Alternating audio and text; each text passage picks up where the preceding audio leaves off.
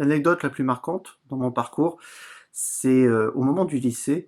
Je me souviens d'un enseignant, d'histoire-géographie, monsieur Le Goff, pour, donner son nom, qui, utilisait, une méthode pédagogique originale, aujourd'hui beaucoup plus répandue.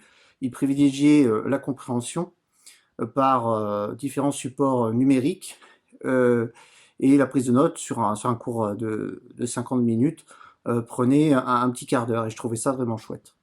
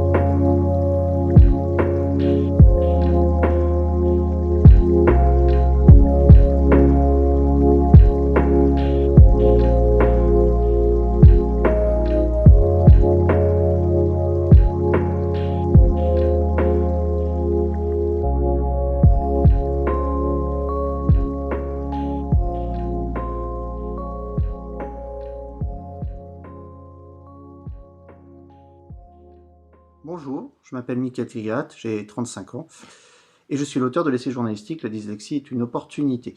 J'ai choisi de faire cette interview parce que pour moi, mon parcours, mes rencontres ont été majoritairement positives et ce qui aurait pu être un handicap a finalement été plutôt bien vécu comme une chance, une différenciation mais positive.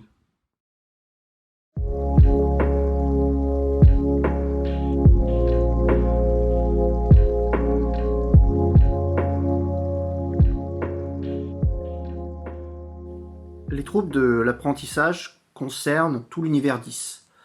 L'univers 10, c'est notamment la dyslexie. Me concernant, je ne peux parler que ce que je connais, euh, qui concerne 8 à 10% des enfants, majoritairement des garçons, pour des raisons que voilà, pour l'instant on n'a pas expliquées, et qui se définit, hein, la dyslexie, comme une difficulté d'apprentissage de l'orthographe et de la lecture. Donc c'est assez handicapant au cours de la scolarité.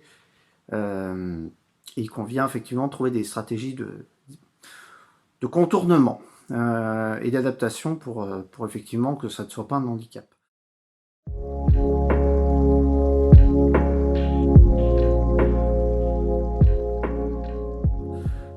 Il n'y a pas d'origine psychiatrique connue. Un enfant dyslexique a autant de capacités intellectuelles que les autres. Son cerveau fonctionne pas de la même manière. C'est c'est bien important de le comprendre que au sens évidemment théorique du terme, ce n'est pas un handicap, mais c'est un handicap selon la gravité et selon l'importance du phénomène, la manifestation de ce phénomène-là, bien sûr. Alors, les origines, il y en a deux, selon les scientifiques, deux théories, soit génétique, ou soit une pathologie donc, qui a affecté le cerveau de l'enfant au cours de la grossesse de la maman. C'est les deux choses sur lesquelles les chercheurs travaillent à l'heure actuelle.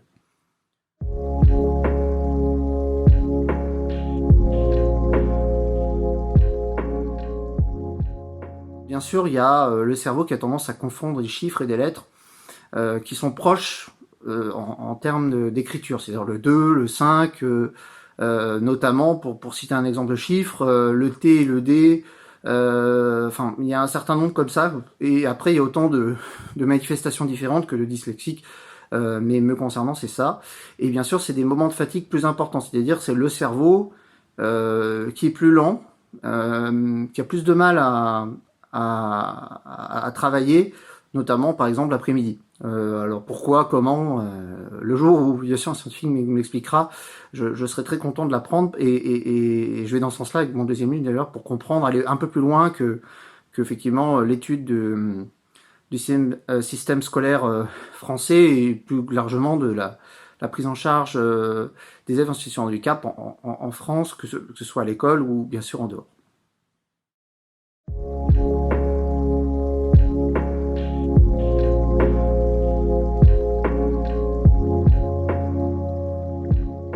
la compréhension, c'est de l'écoute, c'est de pas considérer qu'il est nul, parce qu'il n'est pas nul, il fonctionne juste différemment. Les neuroscientifiques vous expliqueront que chaque enfant est particulier, différent, et à son fonctionnement, sa manière d'apprendre, c'est-à-dire on apprend, pour citer effectivement, on apprend mieux le matin, les neuroscientifiques le disent, il y en a qui ont une mémoire, par l'observation, vont apprendre plus vite, il y en a qui en ayant entendu une information la seront plus facilement, et d'autres bien sûr qui auront écrit, via le faire de l'écrire, mais chaque enfant est différent. Et dans les pays scandinaves, pays nordiques, ils sont bons pour ça, justement, pour déceler où sont les capacités, où la performance est le plus importante, et pour mettre ça en avant. Donc un exemple à méditer, justement, nos amis scandinaves et nordiques ont un temps d'avance sur nous depuis déjà 15 ans en termes de... Enfin 15 ans, 30 même. 30. Concernant la Finlande. D'autres, c'est plus récent, mais la Finlande, c'est dans les années 70, donc c'est bien plus de 30 ans.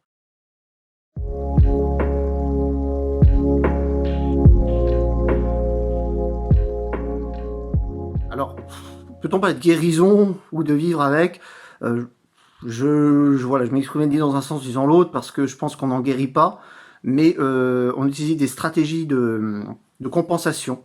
C'est-à-dire que ce qui est un handicap devient une force. Il faut imaginer que il y a une course, il y a des obstacles, il faut juste les sauter. Et une fois qu'on est passé de l'autre côté, ben c'est une victoire. Et finalement, comme toute difficulté dans la vie, je crois, il faut être positif et avoir la volonté de trouver ces stratégies.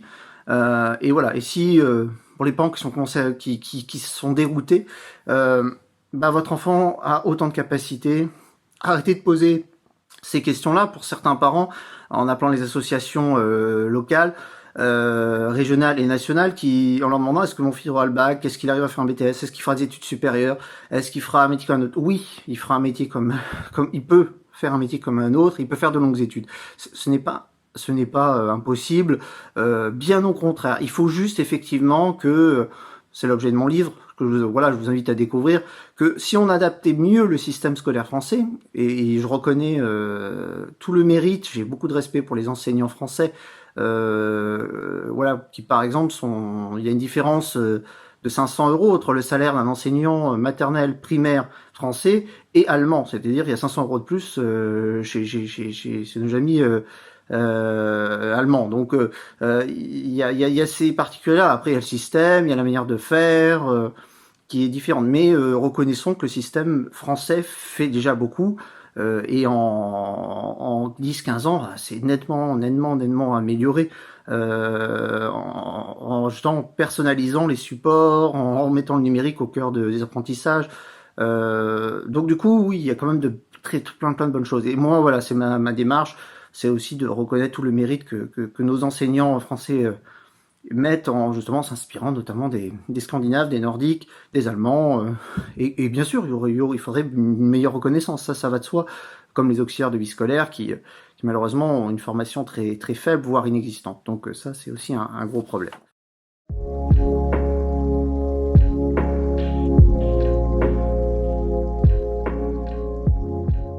Je pars du principe qu'on est tous différents, donc il n'y a pas de regard social. On a tous des capacités différentes. On devrait plutôt accepter la différence comme une force et non comme vouloir le mettre dans un moule ou dans une case. Ça sert pas à grand chose. Je veux dire, on devrait privilégier plutôt la compétence, le talent, l'originalité. D'où pourquoi beaucoup de 10 sont beaucoup très doués dans le milieu artistique. C'est pas très étonnant en fait. Il y a une grande capacité de travail à ce niveau-là et d'imagination. Et bien sûr, il faudrait sortir la dyslexie du handicap. Alors tout en considérant bien sûr qu'il faudra une prise en charge avec la MDPH, ça peut être utile. Notamment pour les cas les plus lourds, pour les adaptations aux examens, pour les auxiliaires de vie scolaire. Il faut bien un endroit pour envoyer le dossier, pour qu'il soit traité, et pour que bien sûr les financements soient réalisés, bien sûr. Mais mettons en avant la particularité. Voilà, si on est plus doué pour voir, pour entendre, pour comprendre, enfin voilà, la manière de percevoir l'information, de l'enregistrer dans le cerveau. Euh, voilà, on adapte. Et je pense qu'on peut adapter et que dans nos sociétés, si effectivement on a un management dans les entreprises, notamment là, les startups et les nouvelles entreprises du numérique, on est vraiment dans ça en fait. C'est-à-dire que le but du jeu, c'est de réaliser un travail dans un temps donné, mais pas forcément voilà dans l'heure. Voilà, c'est un travail qui est sur une journée donnée ou sur une semaine, un projet à mener. L'autonomie, la confiance, ça aide beaucoup aussi. Je pense qu'il faut aller vers là, faut tendre vers là.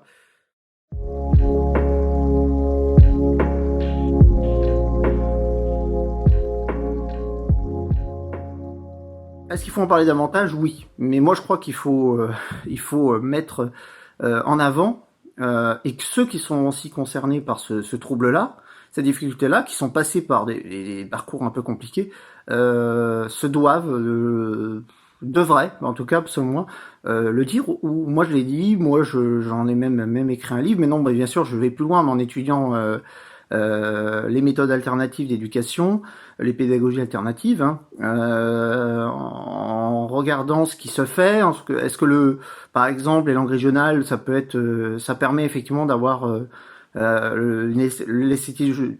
sait que l'élasticité du cerveau, notamment pour les langues régionales, bah plus tôt on commence, mieux c'est. Par exemple, ça c'est des choses qui sont prouvées.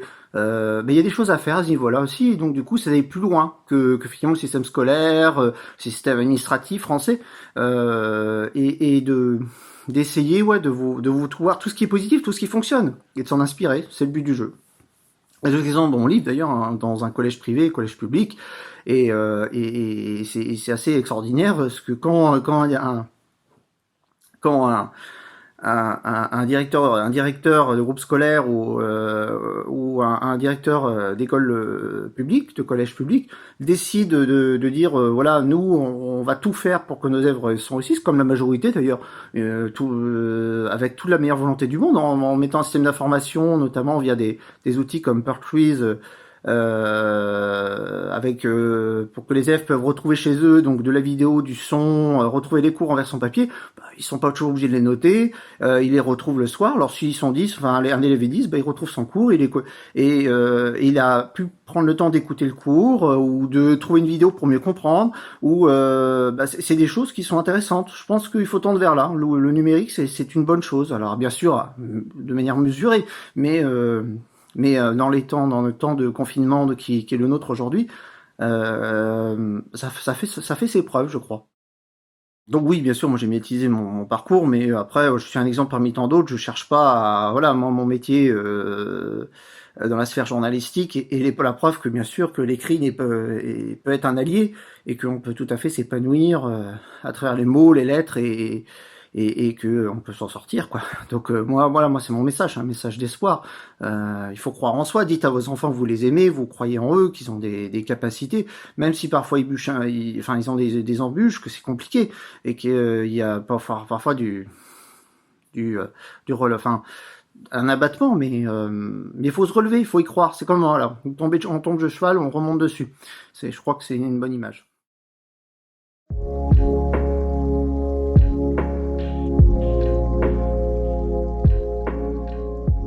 Dans l'étude que j'ai menée, dans cette enquête journalistique, finalement, le point positif de tout ça, c'est que dans la majorité des cas, les parents ont confiance en leurs enfants, leur permettent de se sentir bien et de bien vivre finalement cette particularité, cette difficulté.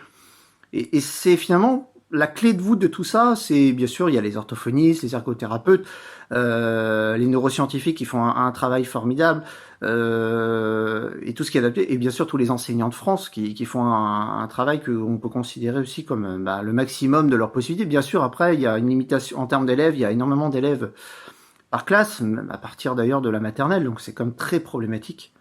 Mais bon, à moins de pousser les murs, voilà, il y a aussi ces contraintes-là, donc il y a des limites. Mais toutes ces limites-là, bon, faut dans les années à venir, faut bien sûr les étudier pour arriver à avoir des classes plus petites, d'une vingtaine d'élèves, hein, une quinzaine, enfin voilà, 10-15 pour maternelle primaire, et à partir du collège, 20-25 grand maximum, quoi, pour arriver à effectivement à personnaliser le plus possible. Et ça, je pense que ça peut être chouette si on y arrivait, comme ils le font en Finlande notamment. Donc c'est le souhait que j'aimais, tout en reconnaissant bien sûr tout le travail mené par nos enseignants. Mais il y a encore beaucoup de marge de progression, comme toujours. Et voilà, faisons confiance à l'institution pour qu'elle permette à ses futurs salariés, futurs indépendants, futurs artistes, voilà, tout le monde a le droit de rêver son destin et de se donner les moyens d'arriver à faire un beau métier. Alors après, ça peut être fournir un ordinateur, ça peut l'intervention du service scolaire, mais bien sûr avec une vraie formation, une vraie reconnaissance, comme vraiment dans un esprit de coéducation, que ce soit un adulte, mais un adulte qui éduque et qui transmet des savoirs. Donc bien sûr que ça suppose que ce soit plus voilà qu'une personne en demande d'emploi mal payée, quoi. Donc faudrait bien sûr trouver des solutions à tout ça, mais reconnaissons que les choses évoluent positivement. Voilà, donc la dyslexie est une opportunité. Soyons positifs, trouvons des exemples, inspirons-nous de ces exemples. Ceux qu'ils sont, montrés, dites-le, assumez-le.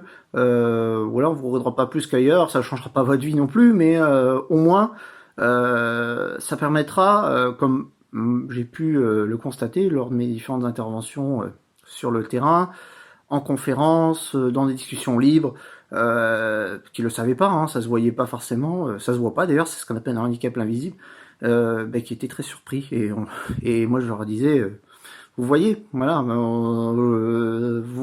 la personne compte, prime avant tout, et donc du coup ça peut être une opportunité, ça peut être une chance. Voilà, si bien sûr les équipes, si bien sûr voilà, il y a un environnement favorable avec un ensemble de professionnels mobilisés et que je sais qu'ils sont pour la réussite de nos élèves en France. Voilà, donc c'est mon plus grand souhait. Voilà, ayons espoir, gardons le sourire et de cet espoir, effectivement, on naîtra effectivement plein de belles initiatives. Alors voilà, moi mon rôle via mon métier d'auteur, via ces enquêtes journalistiques, via les parcours que je raconte, des initiatives que je raconte, bah j'espère donner une visibilité à toutes celles et ceux qui tendent la main et qui font que des parcours comme les miens ont été une chance, n'ont pas été été complexes. Voilà, je mesure cette chance-là parce que je fais partie des 20% qui vraiment s'en sortent à peu près bien. Voilà. Mais la majorité s'en sort pas bien. C'est très difficile et il y a un système administratif en France qui est très particulièrement lourd et délicat et c'est souvent un parcours du combattant. Alors, il faut pas perdre espoir. Voilà, faut se dire que tout ça peut s'améliorer, que chacun a sa place, que ce soit les professionnels de santé, que ce soit l'enseignement, l'éducation nationale. Voilà, tous les acteurs font quand même le maximum et font ce qu'ils peuvent, mais bien sûr qu'il faut donner plus de moyens encore. Voilà, c'est indispensable et mieux reconnaître les enseignants dans leur métier, notamment en maternelle et en grande section, avec effectivement les rémunérants de manière supérieure, c'est-à-dire d'envisager. Alors bien sûr, c'est des choses qui sont à l'heure actuelle envisagées. Mais et de réduire le nombre d'élèves par classe, enfin, ce qui aussi a été commencé à être mis en place. Il y a plein de choses comme ça. Voilà. Mais il y a encore du travail. Alors souhaitons à tous les acteurs de la chaîne de continuer ce travail-là. Et moi et d'autres, parce qu'on est plein à finalement avoir bien vécu notre parcours et à vouloir travailler avec l'éducation nationale, on continuera tous ensemble à transmettre des idées, à travailler ensemble pour que la prise en charge se passe dans les meilleures conditions et que on innove et qu'on soit créatif. Voilà, je crois que c'est ça. N'ayons pas peur de l'originalité et aussi de personnaliser les parcours en donnant plus de liberté aux établissements scolaires pour imaginer des solutions qui sont atypiques, originales, qui sortent du lot. Mais si ça marche, c'est le but du jeu. Voilà, osons, osons la différence, mettons en avant la différence, valorisons cette différence et je crois qu'on vivra dans une société où on sera plus heureux parce que la performance c'est une chose, mais pour atteindre la performance, faut comprendre. Et le problème de la dyslexie, c'est quand même difficile au départ en tout cas, de comprendre l'orthographe. Donc lire, c'est aussi compter, ça comprend un certain nombre de raisonnements et pour appréhender tout ça, bien sûr, faut adapter. Et pour adapter, faut forcément un peu plus de temps. Mais voilà, on a la chance de vivre quand même dans un pays où il y a des tas d'acteurs qui ont envie que ça évolue. Alors voilà, les petites fourmis travaillent à tout ça et souhaitons que tout ça continue et gardez le sourire. Si vous êtes concerné, vous trouverez des tas d'exemples autour de vous, des gens qui ne le diront peut-être jamais, qu'ils ont un parcours comme ça. Moi autour de moi, j'en connais, ils sont profession libérale, ils sont avocats, j'ai des collègues aussi qui le sont.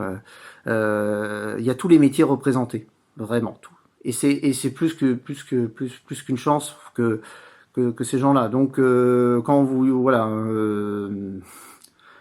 faut se battre parfois un petit peu dans certaines situations, mais c'est pas un obstacle. Voilà, sautez l'obstacle et vous verrez, vous gagnerez parce que que vous soyez parents d'enfants 10 ou que vous soyez 10 vous-même. Voilà, je vous dis, ayez confiance en vous. Parce que d'autres y sont arrivés et il n'y a pas de raison que vous n'y arriverez pas. Voilà. Et vous ne posez plus les questions, est-ce que j'aurai mon bac, est-ce que j'y arriverai, si vous êtes jeune, et vous y voilà, croyez en vous, gardez le sourire. Voilà, c'était mon message.